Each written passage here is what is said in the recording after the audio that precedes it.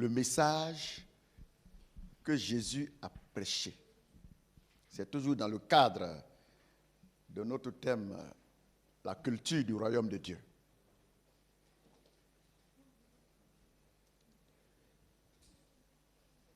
Quel a été le message que Jésus a prêché? Si nous sommes venus à lui, je pense que c'est surtout son message qui doit nous attirer. Et non pas d'abord ce qu'il fait. Beaucoup de gens suivent le Seigneur pour ce qu'il fait. Mais il y a lieu de comprendre ce qu'il dit. Il y a lieu de comprendre ce qu'il a dit. Si vous comprenez ce qu'il a dit, vous allez mieux bénéficier de ce qu'il fait. Parce que ce qu'il fait, il le fera toujours. Mais si vous n'avez pas compris ce qu'il a dit, vous risquez de faire fausse route avec lui. Parce que pour marcher avec quelqu'un, il faut le connaître. Or, la parole de quelqu'un, c'est sa vie. La parole d'un homme, la parole d'une femme, c'est sa vie. Il y a lieu que nous comprenions qu'est-ce qu'il a enseigné. Quand Jésus est venu là, pendant les 33 ans qu'il a passé avec nous, vous savez, il est né comme nous, parce qu'il fallait que les bébés aussi soient sauvés. Il y a des gens qui naissent et qui meurent en même temps. Il y en a qui grandissent à 1 an, à 2 ans, à 3 ans, qui meurent. Tout le monde doit être sauvé. Donc, Christ est venu depuis le sein de sa mère jusqu'à évoluer, jusqu'à. Alors, son ministère a duré seulement 3 ans. Il était venu pour poser les bases d'un ministère que nous continuons aujourd'hui. Il a posé les fondements et nous sommes en train de construire maintenant dessus. Et pendant ces 3 ans, il a enseigné un message. Il a enseigné un message. Et quel a été le message que Jésus-Christ a prêché? Nous répondons que Jésus a exclusivement parlé du royaume de Dieu. Christ a exclusivement parlé du royaume de Dieu pour faire connaître et étendre la culture du royaume de Dieu, ses principes et son influence sur la terre. Dieu a parlé par Christ exclusivement du royaume de Dieu pour faire connaître la culture du royaume, les principes du royaume et étendre son influence sur la terre. Voilà ce dont Jésus a parlé. Vous savez que beaucoup de prédicateurs aujourd'hui dans les églises, il y a beaucoup de confusion. L'essentiel du message prêché aujourd'hui dans les églises dans le monde, on ne vous parlera que de puissance, on ne vous parlera que de miracles, on ne vous parlera que de prospérité. Tout ça là, Dieu fait, ce n'est pas faux. Notre Dieu là, il fait des miracles. Qu'est-ce qu'un miracle? Le miracle, c'est ce que nous n'avons pas l'habitude de voir au quotidien, ce qui n'est pas ordinaire pour nous. Et souvent même ce que nous ne pouvons pas faire de nous-mêmes. Ce que la technologie ne peut pas faire, ce que la science ne peut pas faire, ce que l'homme ne peut pas faire malgré ses prouesses technologiques et autres, c'est ce que, quand Dieu le fait, nous appelons ça un miracle. Donc Dieu fait des miracles, c'est vrai. Dieu est puissant. Il est même l'origine de la puissance. C'est sa puissance qui engendre les autres puissances. C'est vrai, il est puissant. Il est même tout puissant. Ensuite, c'est aussi vrai que Dieu bénit, Dieu rend prospère. Mais ce n'est pas tout ça là que Jésus est venu enseigner. Christ est venu sur terre parce que Dieu a créé cet espace qu'on appelle la terre, qu'il a aménagé. Il a installé ici un homme qu'on appelait Adam, qui est notre père. À travers Adam, Dieu a voulu que la terre soit la continuité du ciel. Ce qui se passe, lui, dans son environnement là-bas. Dieu a voulu que la même chose se reproduise ici, physiquement. Là-bas, c'est un monde spirituel. Ici, c'est un monde physique. C'est ça la différence. Et Dieu a voulu que son monde spirituel, ce qui se produit là-bas, la même chose se produit ici sur la terre. Voilà l'origine de ce plan-là. Et c'est ce qui se passait au début. Adam était ici. Dieu, les anges visitaient la terre tous les jours. Dieu était tous les jours en contact avec la terre, avec Adam. Il venait lui parler comme je vous parle, audiblement. Chaque jour, Dieu était là. Malheureusement, ce plan a été perturbé parce qu'il y a eu un rebelle. Le rebelle n'était pas ici sur terre. Le rebelle, c'était au ciel là-bas. Le principal collaborateur de Dieu s'est rebellé contre lui. À l'époque, il s'appelait Lucifer. C'est un ange. C'est une créature. Il n'est pas créateur. Il est créature. Il a été créé. Il s'est rebellé. Il a corrompu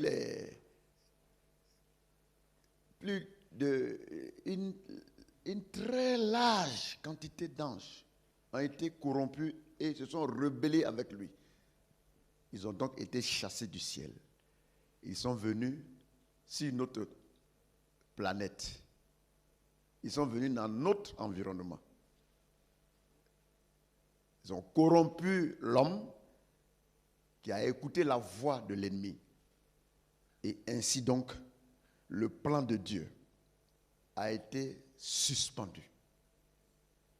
Dieu a cessé de visiter Adam. Parce que les deux ne se comprenaient plus. Un élément étranger a infiltré, s'est infiltré dans leur relation, qu'on appelait le péché. Et désormais, Dieu ne pouvait plus communiquer avec Adam. Dieu était dans l'obligation de se retirer. Pas parce qu'il le voulait, il était obligé de se retirer. Ainsi donc, la culture du royaume, les principes du royaume, l'influence du royaume sur terre a été suspendue. Depuis le péché, sur la terre, on ne pense plus comme on pense au ciel. Les principes qui régissent le ciel, ce ne sont plus ces mêmes principes qui régissent la terre.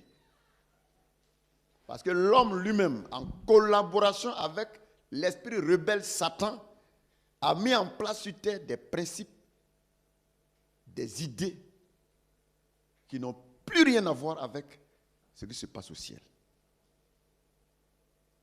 Le désordre a été sémé.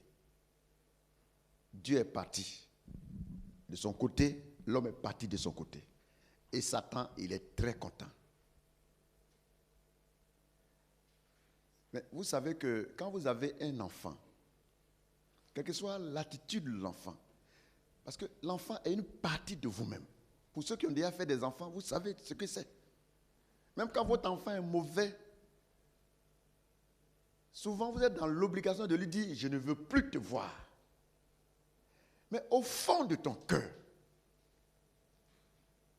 tu as envie de le ramener.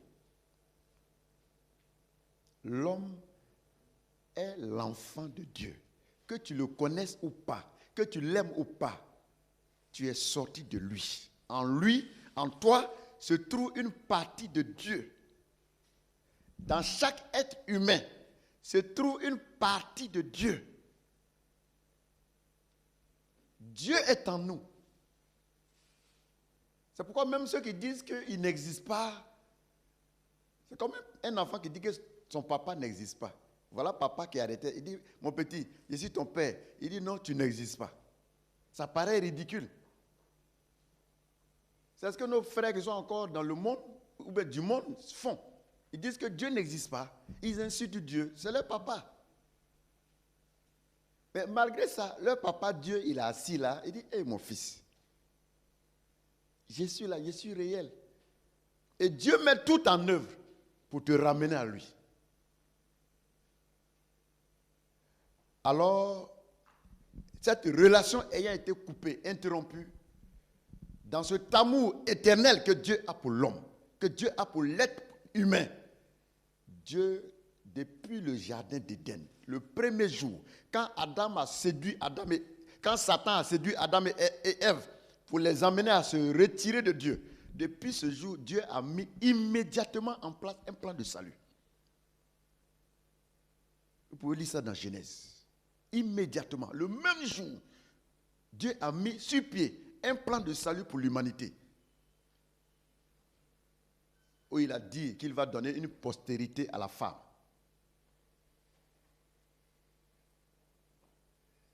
La postérité de la femme sera blessée au talon, c'est-à-dire par le diable. Mais la postérité de la femme va écraser la tête du diable. Vous savez qu'une femme n'a pas de postérité, vous le savez. Aucune femme n'a de postérité. C'est l'homme qui a une postérité. Mais pourquoi Dieu dit la postérité de la femme? Parce que cet enfant qui devait naître plus tard, ne devait pas avoir de père physique. C'est pourquoi on l'a appelé la postérité de la femme. Sa maman s'est appelée Marie. Mais qui est son père? Il n'a pas de père physique. Son père, c'est Dieu. C'est pourquoi on l'a appelé le fils, la postérité de la femme. Sinon, une femme n'a pas de postérité. Vous allez remarquer que quand la femme, si tous tes enfants sont femmes, ton nom va disparaître sur la terre ici. N'est-ce pas? Si tous tes enfants sont femmes, c'est que ton nom là, ça va disparaître. Puisque quand une femme se marie, son nom fait quoi? Le nom de son papa là fait quoi? C'est fini. Son nom de son papa là, c'est fini.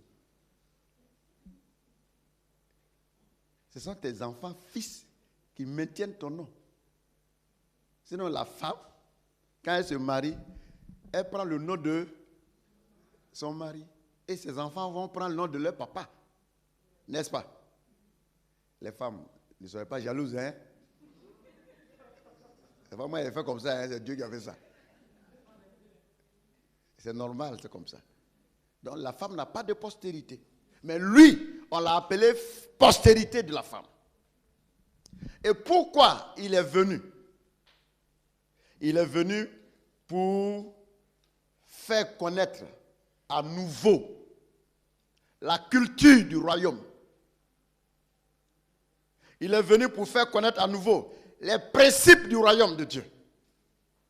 Il est venu pour faire connaître à nouveau, pour que l'influence du royaume parvienne à nouveau sur la terre.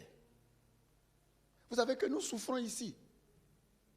Il y a la mort, il y a les problèmes, il y a la maladie, il y a toutes sortes de problèmes sur la terre. Toutes sortes de problèmes. Parce que l'influence de là-bas est suspendue. Donc Jésus est venu pour ramener à nouveau la culture du royaume sur terre, pour que à nouveau les principes qui régissent le royaume régissent à nouveau la terre, pour que l'influence qui est au ciel, cette même influence soit sur la terre. Et c'est pourquoi son message va être catégorisé par ces choses-là. Vous voulez de l'argent, vous voulez la paix, vous voulez la guérison. Mais sachez que quand on est sous l'influence du royaume, toutes ces choses t'accompagnent. C'est ce que les gens ne savent pas. Et puis ils passent le temps à chercher ces choses. Or, le plus important, c'est de connaître quels sont les principes qui régissent le royaume. Et être à nouveau sous cette influence. Et quand tu es sous cette influence, guérison, délivrance, paix, prospérité t'accompagnent. Tout simplement. Tout simplement. Je vous ai paraphrasé tout ça une fois en vous disant que les riches ne cherchent pas l'argent. C'est les pauvres qui cherchent l'argent. Et si tu cherches l'argent, tu ne vas pas trouver l'argent. C'est pourquoi les riches ne cherchent pas l'argent.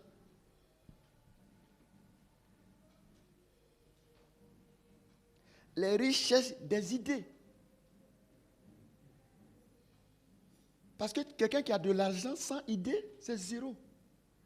La Bible dit, à quoi sert l'argent dans la main d'un insensé? C'est-à-dire quelqu'un qui n'a pas d'idée. Ça sert à quoi? Il va prendre pour aller dilapider. Il y a des gens qui ont laissé des héritages, des milliards à leurs enfants. Comme l'enfant n'a pas d'idée, il a tout dilapidé. Il y en a qui ont laissé une petite somme à leur enfant. L'enfant, comme il a des idées, il a pris, il a investi. Il est devenu riche. C'est pourquoi ne cherchez pas mariage, guérison, miracle, délivrance. Ne cherchez pas ces choses. Cherchez à être sous l'influence du royaume. Quand votre vie est placée sous l'influence du royaume, quand vous connaissez les principes du royaume et que vous vivez selon les principes, les miracles, la gloire et la grâce de Dieu vous accompagnent. Tout simplement. Ça vous empêche de vous fatiguer trop. Connaître Dieu. Et la vie devient simple. Tout simple. Tout simple. Quel a été le message que Jésus a prêché? Dans le livre de Matthieu 10, verset 8. Matthieu 10, verset 8. Matthieu 10, verset 8. Il a dit, je commence à partir du verset 6. Matthieu 10, 6 à 8. Matthieu 10, 6 à 8. Matthieu 10, 6 à 8. Allez plutôt vers les brebis perdues de la maison d'Israël. Et dites, le royaume des cieux est proche. Guérissez les malades, ressuscitez les morts, purifiez les lépreux, chassez les démons. Vous avez reçu gratuitement, donnez gratuitement.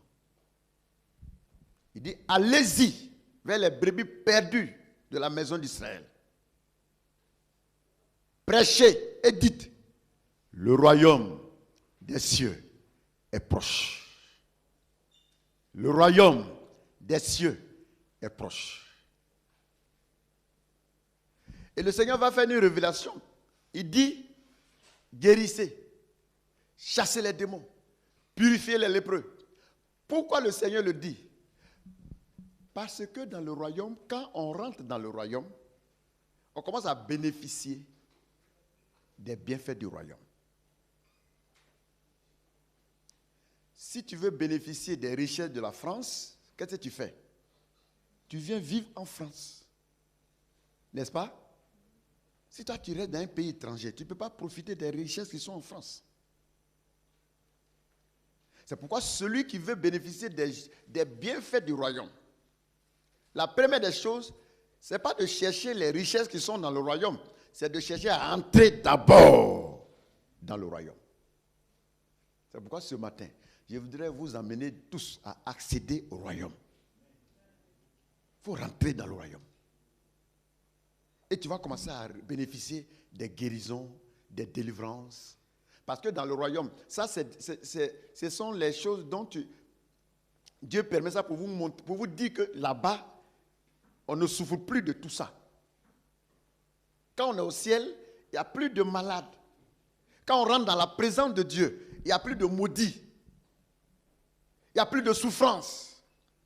C'est pourquoi quand Jésus est venu, il a commencé à guérir. Il a commencé à faire toutes ces choses. C'est pour vous amener à expérimenter. C'est une expérimentation de ce que vous allez vivre éternellement. Toutes ces choses, le Seigneur l'a fait et continue de le faire aujourd'hui pour vous amener à expérimenter ce que vous allez vivre éternellement. Les guérisons, toutes sortes de miracles. Vous savez, c'est pas si quelqu'un a déjà vu un lépreux. Qui a déjà vu un lépreux? Un lépreux à un niveau vraiment, un certain niveau. Quand la lèpre vous prend, ça coupe tous tes bras. Ça coupe tout. Tu n'as plus de doigts. Tes pieds, ton visage, tout est dénaturé. La lèpre, par la grâce de Dieu, Dieu a soutenu l'humanité pour éradiquer cette maladie. Je ne sais pas s'il y en a qui existent encore. Il y en a peut-être, mais c'est dans les régions encore reculées du monde. C'est vraiment rare. Vous voyez, les jeunes générations, ils ne connaissent pas la lèpre. Mais c'est une maladie qui a fait des ravages. Et Dieu nous a aidés, on a vaincu ça. Avec tout ce qu'il fallait. Alors, le Seigneur cite ces choses pour que nous sachions qu'au ciel, il n'y a plus tout ça. Dans le royaume, dans la présence éternelle de Dieu, il n'y a plus tout ça. Par contre, il a dit, allez-y, prêchez, dites le royaume. Donc, vous voyez qu'il met en avant le message du royaume. Ensuite, Marc 9, verset 35. Marc, chapitre 9, verset 35. Marc 9, verset 35. Jésus parcourait toutes les villes et les villages.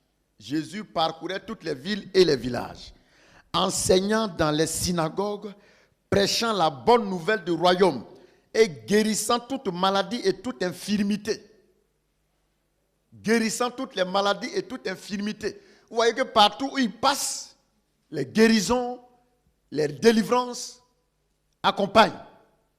Parce que quand le royaume est là, les souffrances disparaissent. C'est pourquoi je voudrais dire à quelqu'un ce matin, si tu souffres beaucoup, si ta vie connaît des difficultés, la solution, prends le message du royaume. Cherche en priorité la présence de Dieu. Va, pénètre le royaume. Et tu vas commencer à constater que la présence de Dieu dans ta vie va commencer à annuler la souffrance. C'est la présence de Dieu qui annule la souffrance. C'est la présence de Dieu qui vient annuler le malheur. Or, malheureusement, beaucoup de gens viennent s'asseoir dans la maison de Dieu. Ils ne veulent pas entrer dans le royaume. Comment on entre dans le royaume? C'est en se repentant du péché. Il faut se repentir des principes démoniaques pour avoir accès, pour commencer à appliquer les principes divins. Parce que chaque royaume a ses principes. Le diable et son royaume, ils ont leurs principes. Et leurs principes de base s'opposent aux principes divins. Et c'est ça qu'on appelle le péché. Le péché est prescrit dans le royaume de Satan. Vous savez ce qu'on appelle une prescription? Quand tu vas chez le médecin, il fait une prescription. Ça veut dire qu'il te recommande d'aller payer tel médicament. Dans le royaume de Satan, la prescription, c'est le péché. On va te dire, ici, il faut être violent. Il faut être aigri. Il faut avoir la haine. Il faut mentir. Il faut voler. Il faut tuer. Dans le royaume de Satan, vous voyez que c'est des choses comme ça. Or, ce qui est prescrit dans le royaume de Satan est déconseillé dans le royaume de Dieu. Je répète, ce qui est prescrit, ce qui est recommandé dans le royaume de Satan est déconseillé dans le royaume de Dieu. Carrément.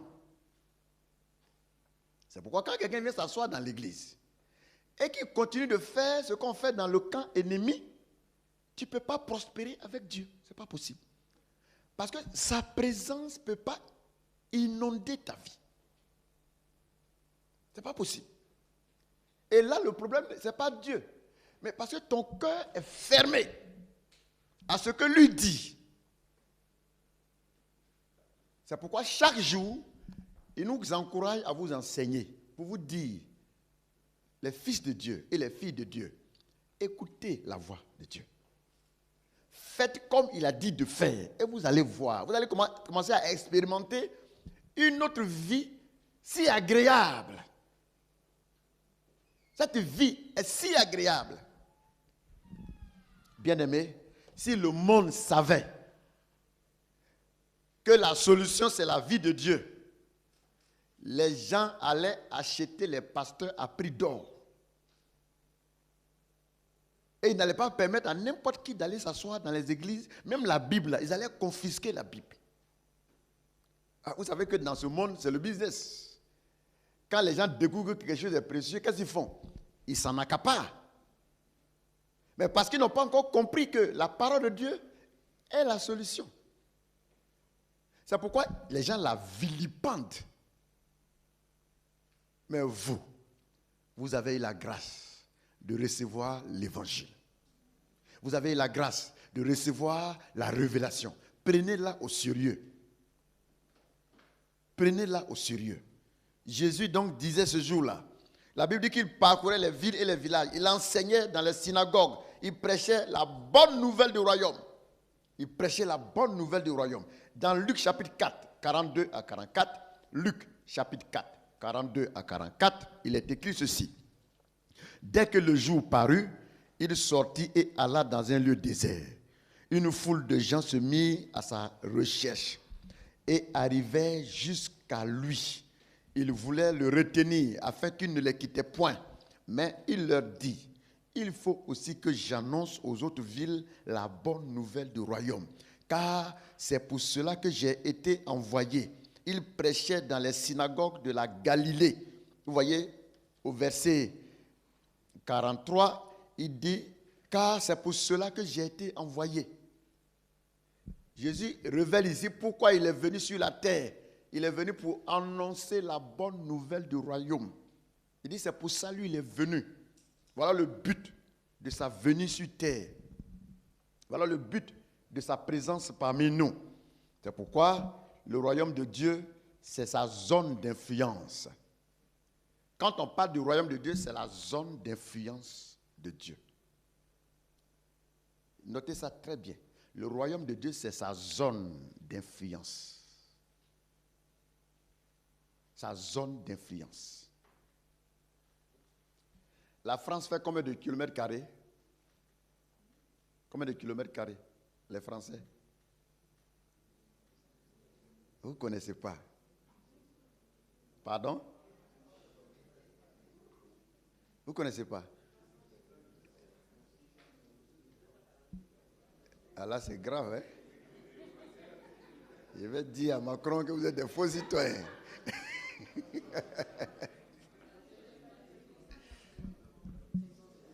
Pardon?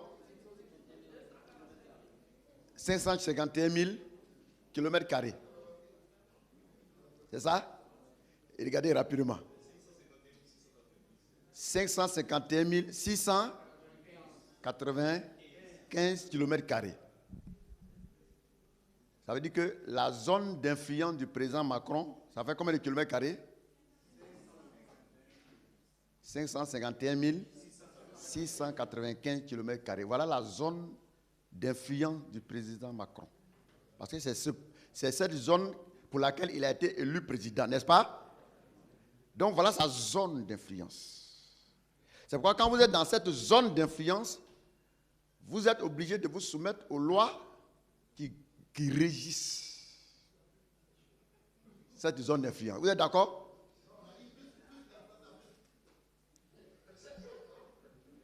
Alors, c'est pour vous faire comprendre que Dieu aussi a une zone d'influence. Suivez bien. Parce que tu ne peux pas être hors de la zone d'influence de Dieu et puis Dieu va te gouverner là-bas. Et retenez ça très bien. Il y a des gens qui pensent qu'on peut forcer la main de Dieu.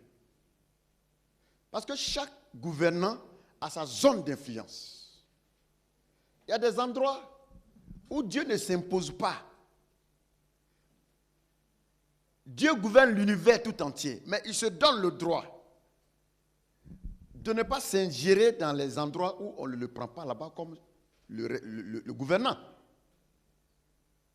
Dieu a tout créé, mais en même temps, Dieu s'est donné des principes que lui-même il ne viole pas. Pourquoi Dieu te dit de prier? Parce que par la prière, tu donnes l'autorisation à Dieu de s'impliquer dans ton affaire. Pourtant, il a le droit de s'impliquer dans ton affaire comme il veut, mais il ne le fera jamais. Si tu ne pries pas, Dieu n'agira pas pour toi. Parce qu'il ne s'impose à personne. Il ne s'impose à personne. C'est pourquoi sa zone d'influence, quand tu n'es pas dans sa zone d'influence, lui, il ne te gouverne pas. Parce que ce serait comme s'il s'imposait à toi. Parce que c'est volontairement que chacun de nous vient dans sa zone d'influence. C'est pourquoi quand Jésus est venu, il dit venez. Venez. Ceux qui sont venus, il les conduit. Ceux qui ne sont pas venus, il les laisse conduire par autre chose là-bas. C'est pourquoi, quand on vient dans la maison de Dieu, Dieu ne nous impose rien. Mais on peut venir s'asseoir physiquement dans la maison de Dieu sans que notre cœur n'autorise Dieu de nous conduire. Je voudrais aller doucement pour que vous me compreniez ce matin. J'ai dit, on peut venir s'asseoir dans l'église sans que Dieu n'ait l'autorisation de conduire ta vie. Parce que c'est toi-même volontairement, tu laisses Dieu te diriger. Je vous l'ai déjà enseigné ici que Dieu nous a donné une force, une puissance qui est en même temps dangereuse si nous ne savons pas l'utiliser. C'est notre volonté. Parce que par la volonté, l'homme fait des choix. Dieu t'a doté de la volonté. Les animaux n'ont pas de volonté. Et ils ont un instinct. Par ta volonté, tu prends des décisions qui peuvent être bénéfiques pour ta vie, qui peuvent être négatives pour ta vie. Et Dieu nous donne la volonté pour que nous ayons le libre choix. La volonté nous permet le libre choix. Et à partir du moment où Dieu t'a déjà équipé d'une capacité de faire un choix libre, il ne peut plus s'imposer à toi. C'est librement qu'il a fait ça. Donc lui ne s'impose pas. C'est pourquoi c'est librement que vous êtes venus vous asseoir dans l'église. Mais quand vous êtes venus vous asseoir, ça ne s'arrête pas là. Il faut que ta volonté, tu l'assujettisses à la volonté de Dieu. Si tu assujettis, si tu soumets, toi, ta volonté à Dieu, c'est là que Dieu va te gouverner. C'est là que Dieu va te conduire. Quand Dieu dit allons à droite, ta volonté peut te permettre de dire non, je m'en vais à gauche, n'est-ce pas? Mais malgré ta volonté, quand tu suis la direction que Dieu a prise, ça veut dire que tu t'es soumis à son gouvernement. Ça veut dire que tu t'es soumis à son gouvernement. C'est pourquoi tout n'est pas de venir s'asseoir à l'église. Ça ne s'arrête pas là. Il faut soumettre ta volonté à celle de Dieu pour qu'il puisse te conduire et qu'il te conduise dans le bon chemin. J'étais dans une église où il y a une sœur qui était venue d'une autre communauté. Vous savez, dans les églises, il y a ce qu'on appelle les transhumances. Quand on quitte une église pour aller dans une autre église, tu fais de la transhumance. On utilise ce mot souvent avec les bergers.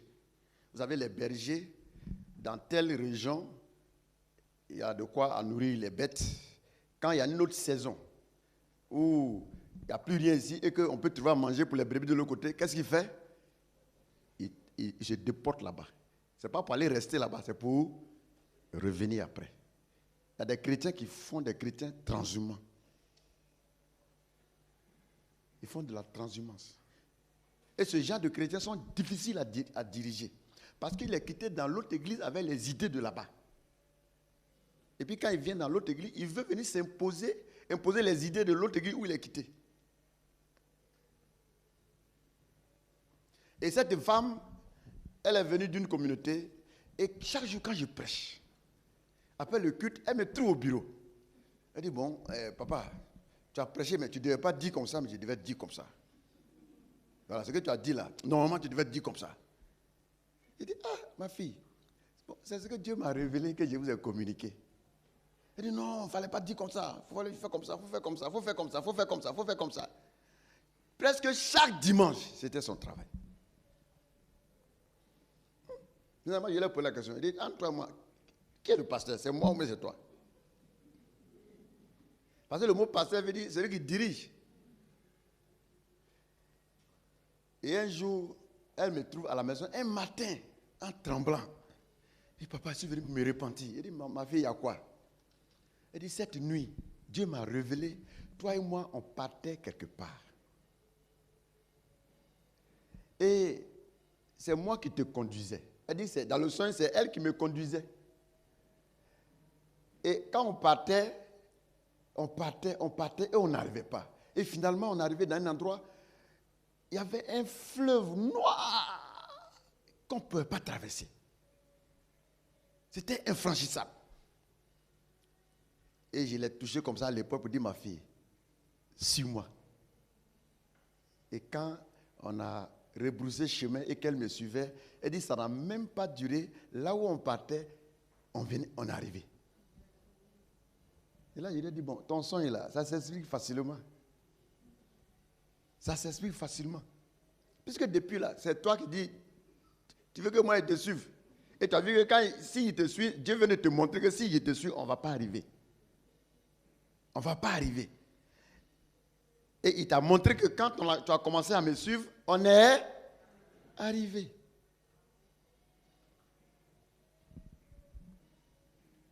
C'est pourquoi, bien aimé, la zone d'influence de Dieu, c'est là-bas que Dieu gouverne. Et si tu veux que Dieu règle tes problèmes, ton problème de santé, tes problèmes de mariage, tes problèmes de travail, tes problèmes de foyer, la solution, c'est d'abord chercher à être dans la zone d'influence de Dieu. Et cette zone d'influence s'appelle le royaume de Dieu. Quand vous êtes dans la zone que Dieu gouverne, quand vous entrez dans la zone d'influence de Dieu, ce qui est impossible aux hommes devient possible maintenant dans ta vie. Les maladies qui tuent les autres, ça ne te tue plus. Dieu te fait des révélations, il te parle. C'est dans sa présence qu'il parle aux gens. Depuis que j'ai accepté Jésus, aucun malheur, aucun problème ne m'est jamais arrivé si Dieu ne m'a pas averti d'avance. Jamais. Parce que c'est écrit. Il dit, je ne ferai rien sans avoir averti mon serviteur, ma servante. Tous ceux qui sont dans la zone d'influence du Saint-Esprit, qu'on appelle le royaume, quand tu pénètres le royaume, Dieu va t'apporter des révélations sur ta vie, sur ton avenir, sur ta famille, sur ton foyer, sur ton église, sur ton pays. Parce que la révélation nous permet de prier avec précision. Quand Dieu fait une révélation, il te montre ce qui se passe autour de toi. Parce que nous avons des yeux, mais nous ne voyons rien. Nos yeux ne voient que le physique. Or, nous ne sommes pas seulement dans un monde physique. Autour de nous, il existe un monde spirituel qui est réel. Quand nos gouvernants prennent des décisions, ils ne savent pas qu'autour d'eux, il y a un monde spirituel qu'eux ne maîtrisent pas. Ils ne savent pas. C'est pourquoi à l'époque, le roi se faisait conseiller par les serviteurs de Dieu, par les prophètes. Vous avez vu Josaphat. Quand Josaphat est venu en Israël, parce qu'il était le roi de Juda, Akab était le roi d'Israël. Il est venu rendre visite à Akab. Et il se trouvait qu'Akab devait aller en guerre. Josaphat dit, bon, comme ça coïncide avec ma présence chez toi, je vais t'accompagner à la guerre. Mais avant d'aller, consultons l'Éternel à travers ses serviteurs. Il a dit à Akab, fais venir les prophètes. Ils vont consulter Dieu avant qu'on aille au front. Est-ce que les présidents font ça aujourd'hui? Est-ce qu'ils font ça? Ils ne nous consultent pas. Et même ils nous minimisent, ils nous méprisent. Qui considère les hommes de Dieu? Pourtant, ils sont très importants dans une société. Et à l'époque, les rois avaient compris la place des hommes de Dieu. Et Josaphat a dit à Akab, consultons l'Éternel à travers ses serviteurs. Faites venir les hommes de Dieu. Ils sont venus. Malheureusement, c'était des faux. Ils sont venus, ils ont dit, Akab, va, l'Éternel est avec toi. Tu vas aller à la guerre, tu reviendras avec la victoire. Josaphat était sceptique. Il a dit, tes gars là, et tous ils ont dit la même chose comme ça. C'est pas trop clair. Il n'y a pas un autre homme de Dieu dans le pays, ici en Israël. Akab dit, oui, il y a un, mais il n'est pas bon. Lui, il ne dit jamais rien de bon de moi. Et Michée dit, Josaphat dit, c'est qui? Il dit, c'est le prophète Michée.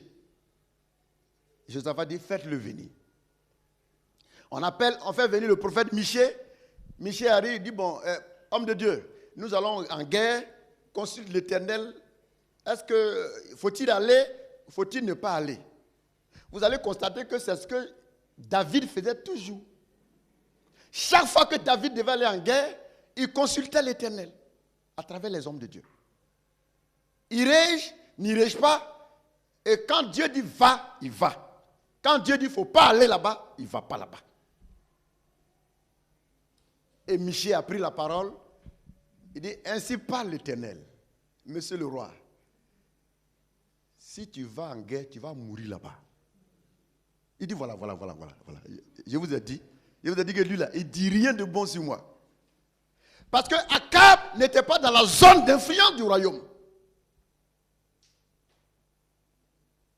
Ce n'est pas l'armée qui est importante. Ce n'est pas le cheval, ce n'est pas les missiles que tu as. Ce n'est pas ça qui est important. Est-ce que Dieu est avec toi?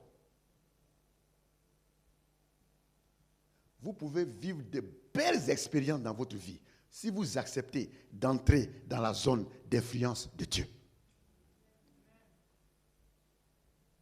Même si on a arraché tous tes troncs, tu vas enfanter 10 fois.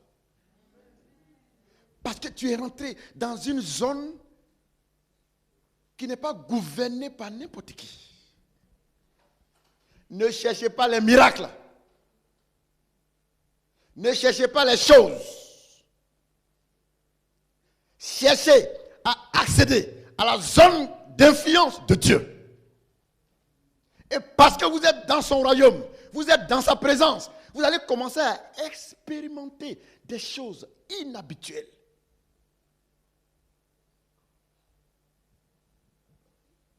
C'est ça. Qu'est-ce qu'on prêche aujourd'hui à l'église? On dit aux gens, cherchez les miracles, cherchez Marie, cherchez guérison, cherchez puissance. Tout ça là, Dieu fait. Mais ça ne se passe pas comme ça. Pourquoi les gens cherchent ces choses et puis finalement, ils n'arrivent pas à les avoir? Parce que les faux pasteurs, les faux prophètes, ils prennent ça comme un fonds de commerce. Ils vous escroquent, ils vous volent. Quand il finit de prophétiser sur toi, lui, il s'en fout. Parce qu'il a fini de parler, il est parti. Si ça s'est fait, si ça ne s'est pas fait, lui, il s'en fout. Lui, il est parti. Moi, je ne vais pas te mentir. Je vais t'emmener, toi-même, à aller rentrer où ça se passe. C'est dans la présence de Dieu que ça se passe. Aie accès au royaume. Aie accès au royaume. J'ai dit, aie accès au royaume. Et quand tu as accès au royaume, les miracles, les délivrances, la faveur et la grâce de Dieu t'accompagneront parce que tu es maintenant dans sa zone que lui, il influence. Tu es dans sa zone, la zone que lui, il influence, la zone que lui gouverne. Tu as accédé là-bas. Un président, si puissant qu'il soit, ne peut pas gouverner quelqu'un qui est hors de son pays. On dit que les États-Unis, c'est la première puissance militaire et économique du monde entier. Mais si tu n'es pas sur le sol américain, le président Biden, il ne peut pas te gouverner. Tu seras gouverné par le président du pays dans lequel tu te trouves. Or, sur le plan spirituel, il y a deux chefs. Il y a Dieu et il y a Satan.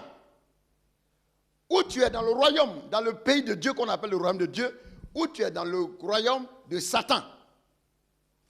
Il n'y a pas un pays intermédiaire. Il n'y a pas une zone tampon. Sur le plan spirituel, il n'y a pas zone tampon. Il n'y a pas zone intermédiaire où quelqu'un est arrêté au milieu et dit, bon, vous deux là, moi je ne suis pas là-bas, je ne suis pas là-bas, je suis au milieu ici. Bon, moi je ne suis pas chrétien, je ne suis pas païen, je suis au milieu. Ça n'existe pas sur le plan spirituel. Ou tu es de Dieu, ou tu es de Satan. Tout simplement. Tous ceux qui n'ont pas Jésus, ils sont avec Satan. C'est clair et c'est net. Si tu n'as pas Jésus, c'est pourquoi la Bible est claire. Celui qui a le Fils de Dieu, il a la vie. celui qui n'a pas le Fils de Dieu, il n'a pas la vie. C'est simple et c'est clair, c'est écrit. Si tu as Jésus, tu appartiens au royaume de Dieu. Si tu n'as pas Jésus, tu appartiens à Satan. Point. Point. C'est pas point, hein, c'est point. Pas des point là. C'est pas point. C'est point. Tu es content, tu veux pas, c'est comme ça. Maintenant, si tu crois que je mens, à ta mort, tu vas constater que tu appartiens à Satan. Les gens pensent que le jour du jugement, Dieu va dire à quelqu'un, mais toi va à gauche, toi va à droite. Non, quand tu vas mourir, là, vu l'état dans lequel tu es mort, parce que quand tu es mort païen, tu ressuscites païen. Si tu es mort croyant, tu ressuscites croyant. À ta résurrection, tout le monde ressuscite. Païen ressuscite, chrétien ressuscite. À ta résurrection, si voilà le royaume de Dieu est ici, si tu es païen là, tu ne vas même pas vouloir aller là-bas. Tes 2 pieds là, c'est là-bas là tu vas partir. Personne ne va te conduire. Toi-même tu vas partir où tu dois aller. Quelqu'un ne dit pas à son ami, va ici. Non. Je vous en supplie, retenons que le royaume de Dieu, c'est la zone d'influence de Dieu. Amen. Et en venant sur terre, Jésus est venu étendre le royaume, sa culture et son influence. Jésus est venu pour étendre le royaume, sa culture et son influence. Et j'ai expliqué la dernière fois que la culture d'un peuple, ce sont les traits distinctifs. C'est ce qui distingue ce peuple d'un autre peuple. Tout à l'heure, si je demande à quelqu'un, tu es de quel pays ou bien de quel groupe ethnique, chacun va dire ça, n'est-ce pas? Mais vous allez voir que chacun, en fonction de son pays d'origine, en fonction de sa culture, la culture de ce pays ou bien de cette région, ils ont leur manière de manger, ils ont leur manière de préparer, ils ont leur manière de faire ceci, de faire cela. Je prends un exemple. Vous connaissez le manioc? Le manioc, on le trouve dans beaucoup de pays. Mais chaque pays a sa manière de préparer le manioc. De façon unique, en Côte d'Ivoire, nous faisons de l'attiqué avec le manioc. Ça a commencé à être importé ailleurs, mais je ne crois pas que ça existait ailleurs. Ça veut dire que c'est un trait distinctif de notre pays. Vous connaissez la banane? Beaucoup de gens peuvent préparer la banane de beaucoup de façons, mais chez nous, on fait aloko. Aloko chaud. Et quand vous allez dans notre pays, vous allez voir que chaque région a sa manière de s'habiller. Il y en a qui s'habillent avec des gros pailles. Il y en a qui portent des culottes. Oui, petit, c'est comme ça. Et dans chaque pays, donc la culture d'un peuple, c'est ce qui le distingue. En France, on a le pain qu'on appelle la baguette. N'est-ce pas? Dans le monde entier, quand on parle de la baguette, en même temps, on voit la France. La culture d'un peuple, c'est ce qui le distingue des autres. Donc, quand quelqu'un est membre du royaume de Dieu, il y a des traits distinctifs. Et ce sont ces traits distinctifs que Jésus est venu enseigner. Pour que désormais, cette manière de vivre te conditionne, te marque et fasse la différence. De sorte que quand on te voit, quand on t'écoute, quand on t'entend, on n'a pas besoin de poser de questions. On sait que ça là, elle est du royaume de Dieu. Tout simplement. Ce n'est pas toi qui vas dire aux gens que je suis membre du royaume. On va sentir ça, on va voir ça. C'est pourquoi retenons qu'en venant sur terre, Jésus est venu pour étendre le royaume, sa culture, son influence jusqu'à nous. Je vais vous prendre un exemple simple. Amen. Est-ce que vous m'écoutez bien? Je vais vous donner un exemple qui va vous aider à comprendre. Il y a l'exemple de la colonisation. La colonisation. Nous sommes tous pratiquement des gens dont les pays ont été colonisés hier, n'est-ce pas? Nos pays ont été colonisés. Je prends un exemple. La France a étendu son espace. La France a étendu son espace, son influence, sa culture, par exemple, jusqu'à la Côte d'Ivoire. La Côte d'Ivoire est un pays qui a été colonisé par la France.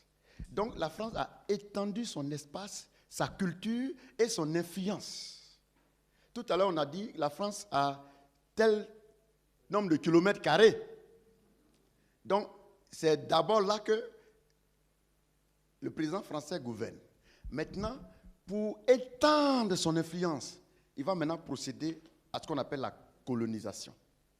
Et à travers la colonisation, la France va étendre son influence au territoire colonisé, sa culture, n'est-ce pas?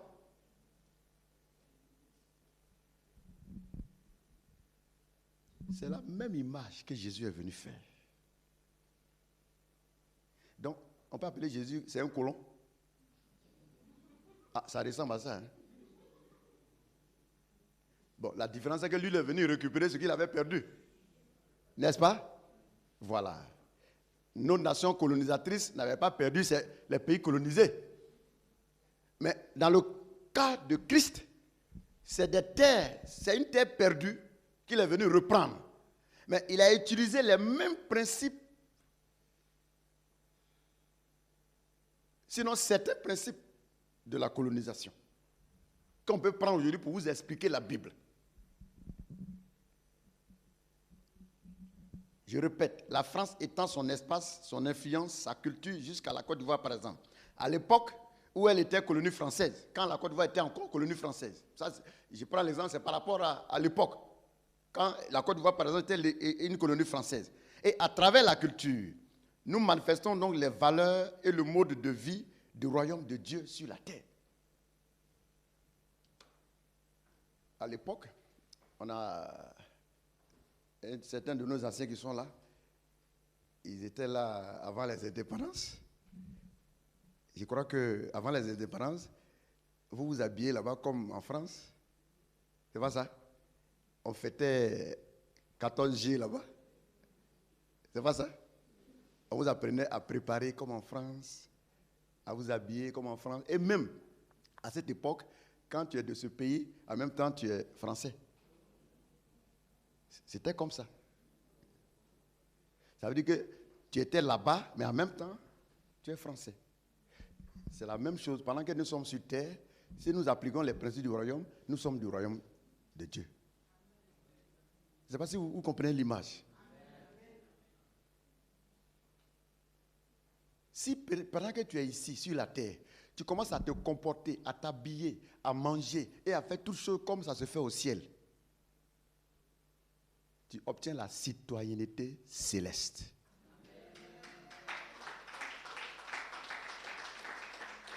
C'est pourquoi le jour de ta mort, tu n'as plus cherché visa pour aller là-bas. Tu as déjà ton visa. Tu as déjà ta pièce d'identité. Tu as déjà ton passeport. Puisque tu es déjà citoyen du ciel. Pendant que tu es assis dans cette chaise-là. Pourvu que, je répète, pourvu que tu prennes les principes du royaume et tu les appliques à ta vie maintenant. Je dis bien maintenant, pas après. Ce n'est pas après la mort, on va ouvrir ton cercueil pour dire, bon, monsieur le pasteur, il faut venir prier pour le cercueil, il n'a qu'à être sauvé. Tu ne peux plus être sauvé là. Tu es insauvable. Après ta mort, il n'y a plus de salut. Ton livre, le livre est fermé. On ne peut plus rien écrire. C'est le jugement qui t'attend là-bas. Bien-aimé, vous voyez, à cause de ce que la Bible est tellement mal expliquée aujourd'hui, beaucoup de gens qui sont assis dans les églises, ils ne comprennent rien de tout ce que vous êtes en train de comprendre. Ils pensent que venir à l'église, c'est venir chanter, danser, et puis faire je ne sais quoi, et puis partir à la maison. Ça n'a rien à voir. Si c'est ça là, va à la maison. On ne peut pas dire t'asseoir à la maison et puis tu vas pécher. Parce que tu viens t'asseoir ici, maintenant tu as peur de faire certaines choses, parce que tu sais que si tu fais et puis on t'attrape, ce n'est pas bon pour toi. Donc, il vaut mieux librement aller faire ces choses librement et puis après, tu vas partir en enfer tranquillement là-bas. Voilà. Parce que tu viens te conditionner ici. Tu sais que maintenant, là, si tu fais copain-copine, si tu t'attrapes, ce n'est pas bon. Alors, si tu es païen là-bas, tu peux avoir 10 copines et puis ça ne dérange personne. Donc, il vaut mieux aller faire ta vie païenne et puis après, tu vas aller en enfer tranquillement. Hein? Au lieu de venir t'asseoir ici et puis on va te surveiller. Ici, là, on ne fait plus ça. Oh, tu te caches maintenant pour faire ça. Quand tu fais, et puis, tu dis, est-ce qu'on ne m'a pas vu? Il y a un chrétien qui est allé chez une prostituée, et puis il était allé avec la prostituée. Quand il a fini, il s'est couché comme ça. Et puis, il dit, il va se reposer et puis, avant d'aller à la maison. Et quand il a regardé, le toit était percé. Il dit, Dieu m'a vu. Il dit, Dieu l'a vu. Donc, pendant qu'il fait les bêtises là, tu ne sais pas que Dieu te voit. Parce qu'il a vu les nuages, il croit que Dieu c'est les nuages. Il dit, Dieu m'a vu. Mon frère, Dieu te voit. Dans le noir. Quelqu'un a dit dans le noir, sur le caillou noir. Sur quoi noir encore? Dieu te voit. Il faut dire à ton voisin, Dieu te voit. Il faut lui dire ça. Dieu te voit. Il te voit bien même. Tout ce que tu fais en cachette là, il te voit. Vous voyez, il est important que la Bible soit bien expliquée. Parce que beaucoup de gens, ils font des bêtises souvent, ce n'est pas trop leur faute parce que la Bible n'est pas bien expliquée. Il y en a aussi, on a expliqué, et eux aussi ne veulent pas faire un effort. Il faut faire un effort. Il a dit que pour avoir accès au royaume, il faut se faire violence soi-même. Jésus a dit, depuis le temps de Jean-Baptiste, le royaume est pour ceux qui se font violence. Il faut que tu t'imposes. Qu'est-ce qu'on appelle se faire violence? Il faut que tu t'imposes une ligne de conduite. On appelle ça l'autodiscipline. Tu n'as pas besoin qu'on te contrôle, on te surveille. Toi-même, sois le gouverneur de ta vie. Contrôle toi-même. Si tu le fais, tu verras la gloire de Dieu. Alors, à travers la culture, nous manifestons les valeurs et la moralité du royaume de Dieu sur la terre. Et dans la Bible, il est question donc d'un roi. La Bible parle d'un roi. Quand vous lisez la Bible, il est question d'un roi, il est question d'une famille royale et d'un royaume. Tel que c'est ça le sujet principal de la Bible. La Bible parle d'un roi, la Bible parle d'un royaume. Ils ont fait une belle révélation. Vous savez, il y a beaucoup de royaumes sur la terre, n'est-ce pas? Citez-moi quelques royaumes. Royaume-Uni. Vous voyez, il y en a beaucoup, n'est-ce pas? Est-ce qu'au Royaume-Uni, tout le monde est prince?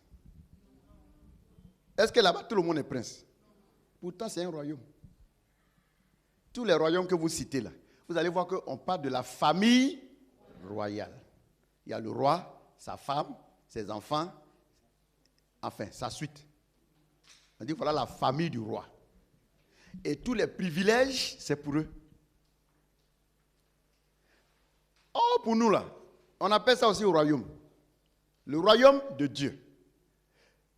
La bonne nouvelle ici, c'est que dans le royaume de Dieu, il n'y a pas de sujet. Tout le monde est prince. Tout le monde est de la famille royale. Au ciel, c'est une seule famille. Dieu est le roi. Tous sont des princes et des princesses. C'est une famille. Une famille. Une famille. Il n'y a pas d'esclaves. Il n'y a pas de laissés pour compte. Tout le monde est membre de la famille royale. Tout le monde est prince, princesse. C'est pourquoi au ciel, toutes les richesses sont... Là-bas, c'est la communauté de biens. Oui, au ciel, c'est la communauté de biens.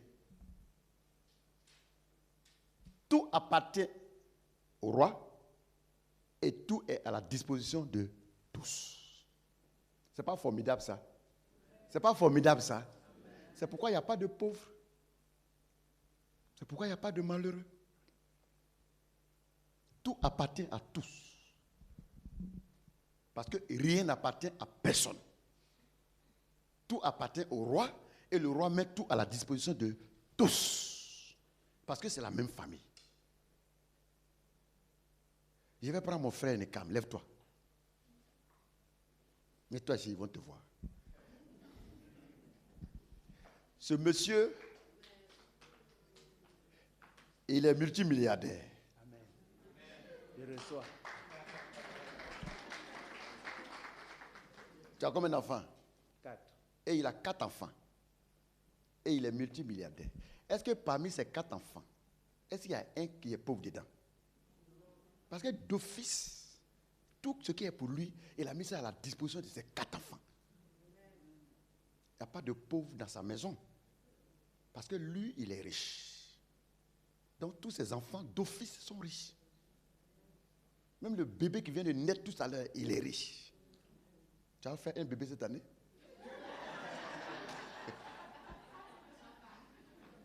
La reine a de rire, le roi.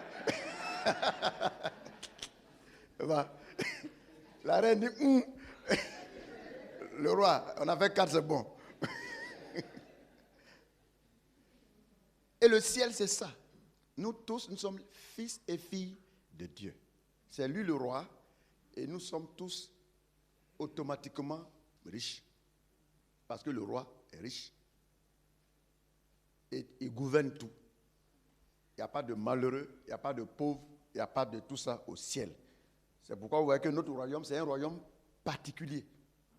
C'est pourquoi quand Jésus est venu, il a commencé à faire goûter ça aux gens. En tant que le roi, il a commencé à guérir les gens. Pour leur dire que, où on va là, il n'y a pas de maladie là-bas. Quand il veut donner à manger à tout le monde, il multiplie, puis tout le monde mange. Quand il voit un malade, il le touche, le malade est guéri. Donc, les gens ont commencé à dire, mais ce monsieur, il a le meilleur programme de gouvernement. Ils ont même l'attrapé et dit, deviens notre roi. Il dit, non, mon royaume n'est pas d'ici-bas. Je suis venu vous inviter à rejoindre mon royaume. Et quand nous venons donc ici, nous venons pour postuler et pour avoir accès au royaume. Arrêtez de chercher les choses. Dis à ton voisin, il faut arrêter de chercher les choses. Il faut arrêter ça. Il faut chercher plutôt. Il dit chercher premièrement. Ah, vous avez compris. Il dit chercher premièrement le royaume. C'est-à-dire chercher premièrement à avoir accès à la zone d'influence de Dieu. Et vous allez voir, des choses vont commencer à changer. Voilà ce monsieur. Si ce n'est pas la grâce de Dieu, il n'était pas assis ici. On était en plein Covid. Je l'ai toujours dit, ta femme, elle est très brave. Parce qu'elle a remué ciel et terre.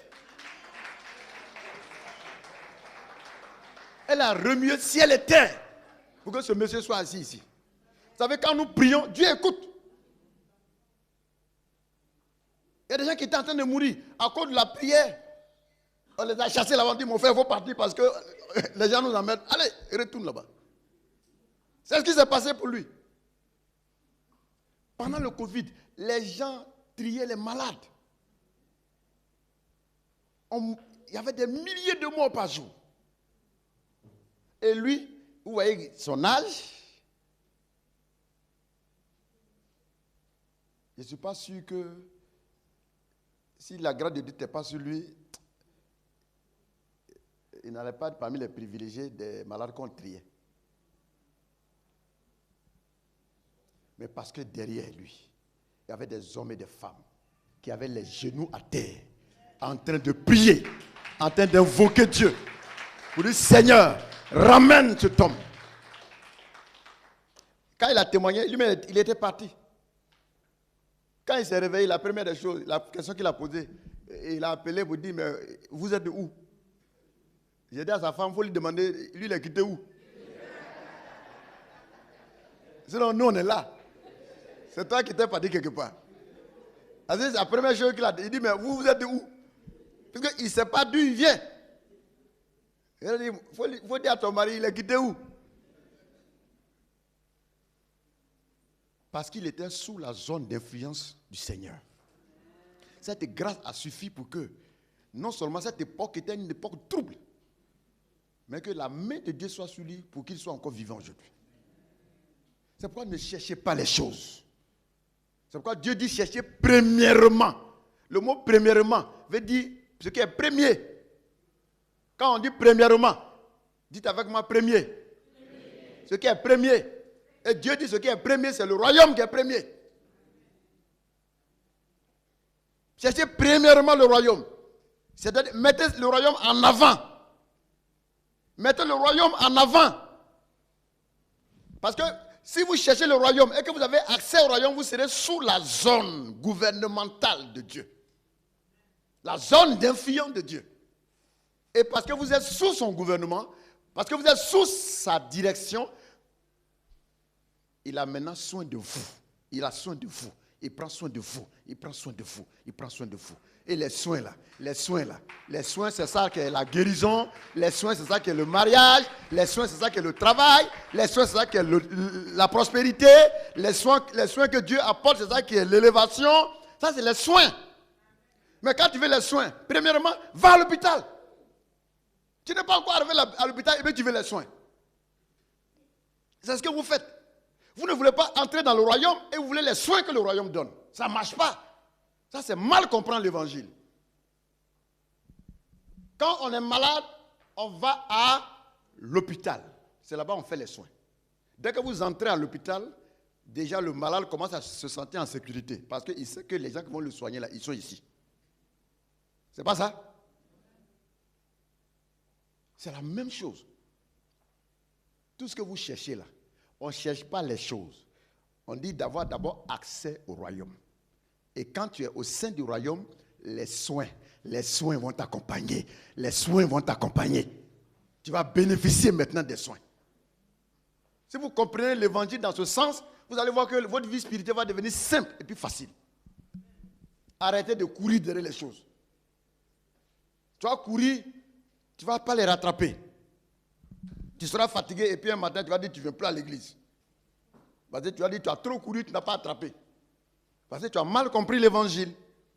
Alors, retenons que accepter Jésus, ce n'est pas adhérer à une religion. Amen. Accepter Jésus, ce n'est pas adhérer à une religion. Ça n'a rien à voir. C'est plutôt devenir citoyen d'un royaume. En l'occurrence, celui de Dieu. Ainsi, chaque citoyen doit vivre selon la culture, la morale et les valeurs du roi Jésus.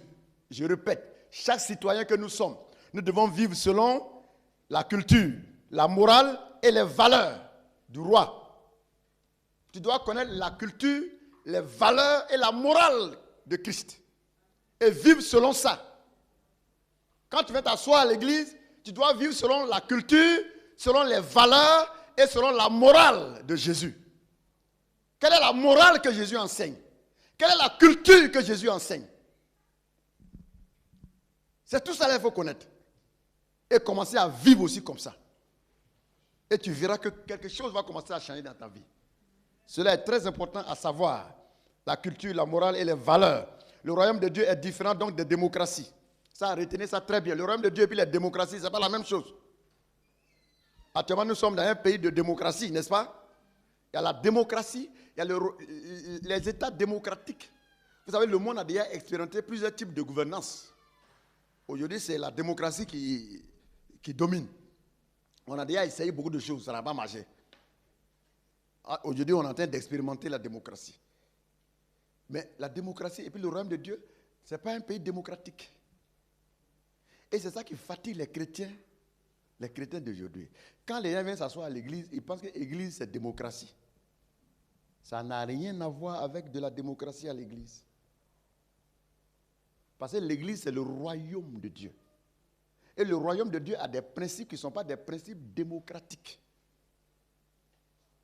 Ce n'est pas le même type de gouvernance. Quand tu vas mourir pour aller au ciel là-bas, tu ne verras pas de démocratie au ciel là-bas. Il y a un seul roi qui a une seule volonté et tout le monde fait sa volonté. Sans être un dictateur. Je vais vous expliquer, vous allez comprendre. Dieu n'est pas un dictateur.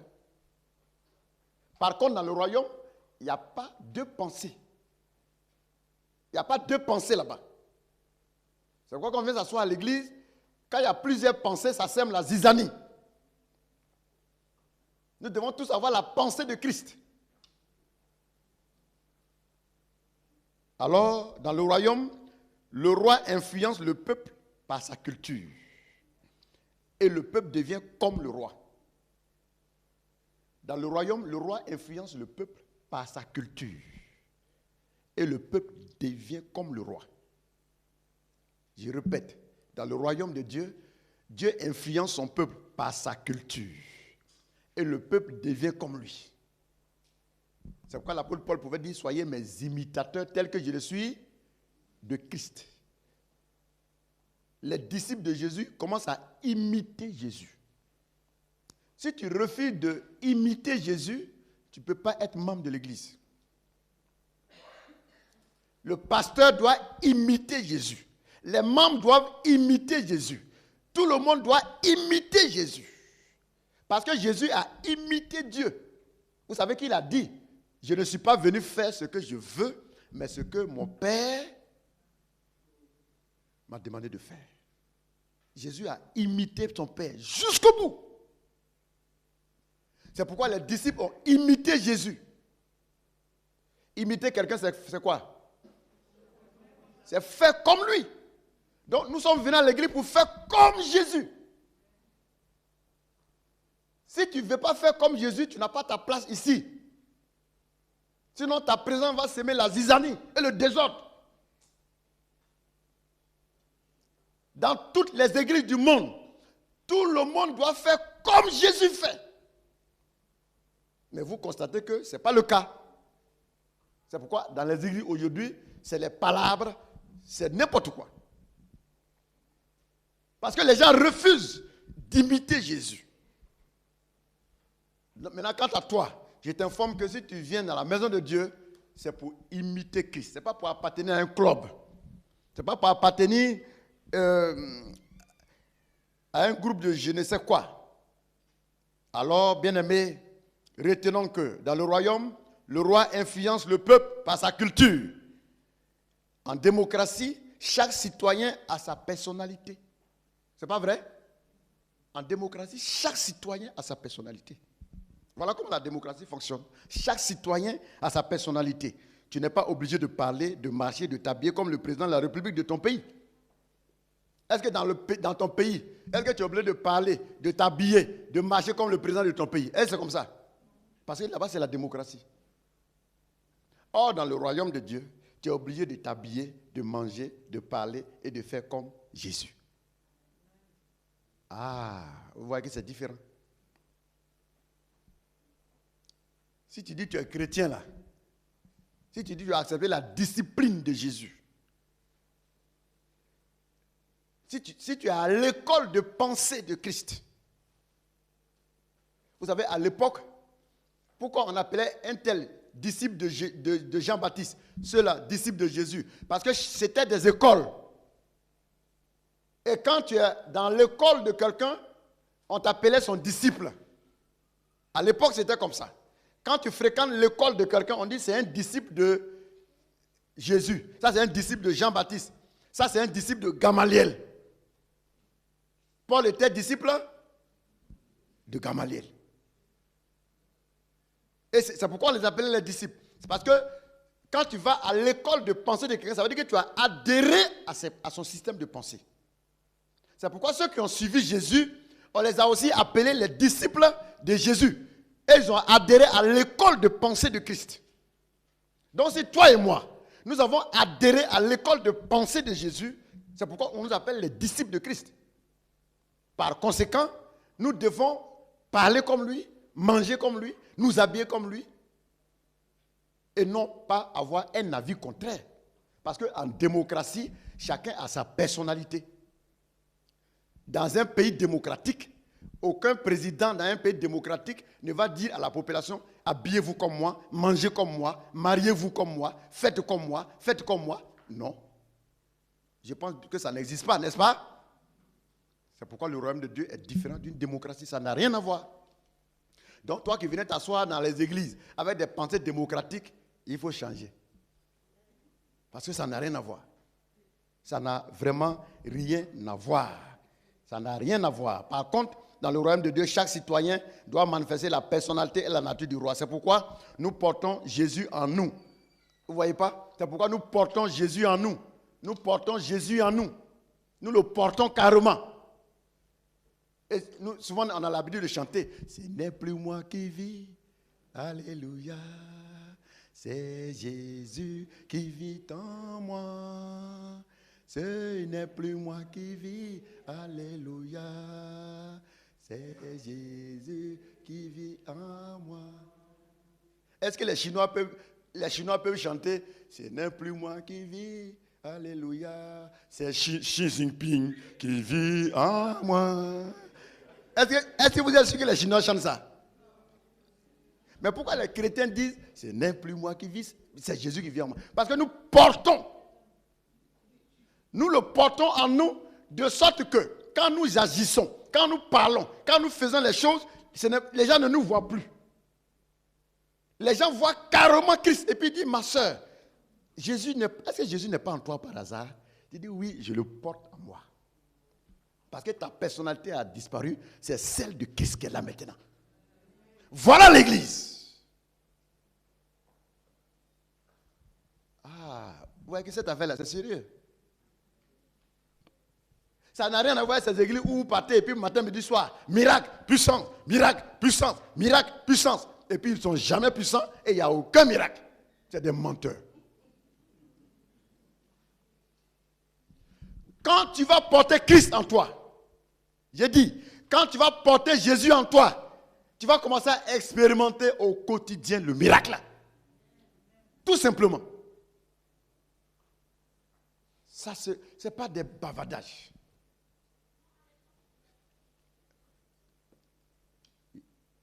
Il nous reste 3 minutes. Alors, retenons que nous portons Christ en nous et quand nous l'avons, notre propre personnalité s'efface et celle de Christ s'affiche et nous devenons comme lui. Amen.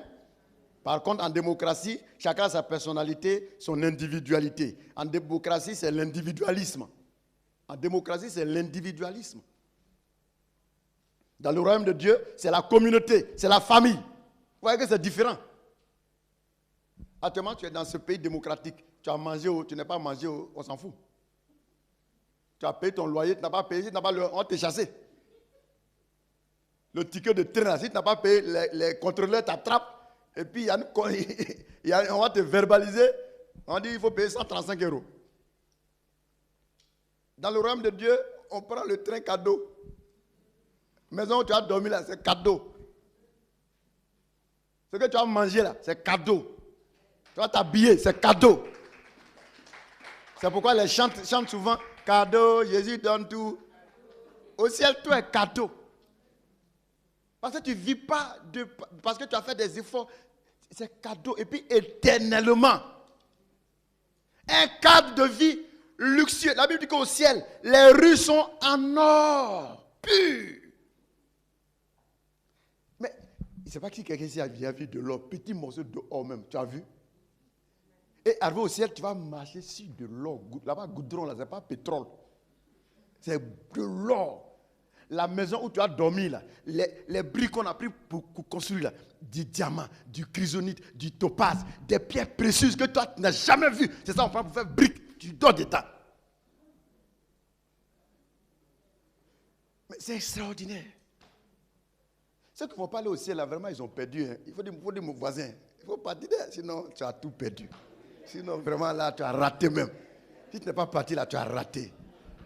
Si tu ne vas pas au ciel, là, tu as raté, tu as raté. Ça, là, rendez-vous, ça, là, il ne faut pas rater. Le rendez-vous de notre vie. Ne ratons pas ça. Ne ratons pas ça. Démocratie, c'est individualisme. Mais au ciel, c'est la famille. Au ciel, c'est la communauté de biens.